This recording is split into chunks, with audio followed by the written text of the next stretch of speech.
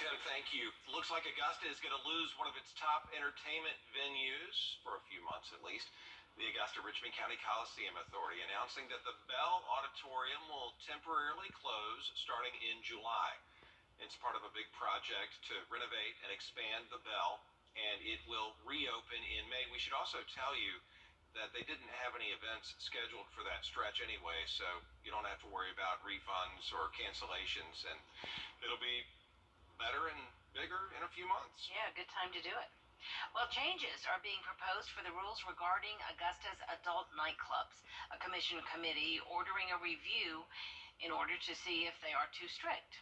News Channel 6 senior reporter George Escala has the story. What's going on inside Augusta's adult nightclubs is something Commissioner Ben says he gets asked about. So I've had men and women to say that to me, and that's all been in the last 6 weeks. At Hassan's request, the commission committee recommending having the planning department review the city's adult dancing regulations to see how they stack up to other cities like Savannah and Atlanta. I want to hear the rhetoric on it. That's the reason why I said, well, yeah, let's go for it.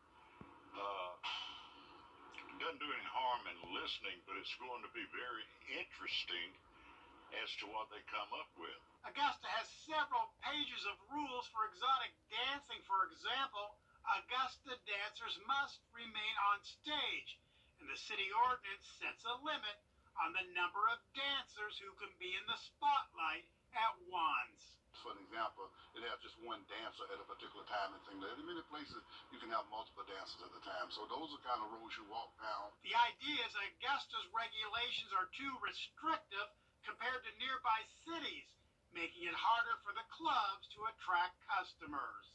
We want to ensure that the facility is appealing to the customers, and that's basically all it is making sure that our ordinance is up to date. Hassan says he's not interested in changing the zoning so clubs will be allowed to open downtown, only to make sure they can be successful. There's an appetite for it across the nation and around the world.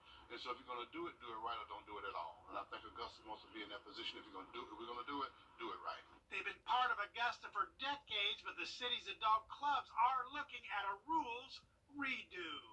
In Augusta, George Escala, Wjbf, News Channel 6.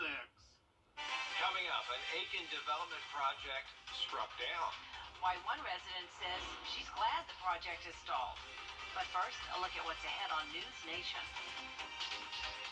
Tonight on Riveting, only at Airstream, South Carolina. I-20 exit 51 in Lexington.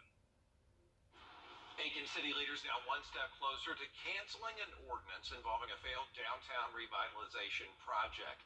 RPM Development Partners would have been transferred a portion of Newberry Street for this project. The street would have lost its median, but remained two-way. Changes to the road were contingent on whether Project Pascalis moved forward. It did not. Glad that they're taking steps backwards to undo some of the things that have been done, but there's a long way to go. A couple of meetings coming up, including a public hearing, will take place before any changes are made. The next meeting is set for November 14th. One of the nation's largest companies is hiring, and that could be good news here at home. People began lining up at 9 o'clock this morning for jobs at Amazon with their resumes in hand. It was at the Sheraton on Stevens Creek Road. Their hiring fair is taking place, as we said today. It was a big event all over the place. People had a chance to go through a full step-by-step hiring process. So we're having on-the-spot hiring. This is National Amazon Hiring Day. We have candidates that are coming in. We're getting them through the application process, taking them through our hiring process here, and then they'll be leaving with an offer letter. The hiring fair goes on until 7 o'clock, about 45 minutes left to go. Staff members encourage people to get out there and apply. Our chief meteorologist Tim Miller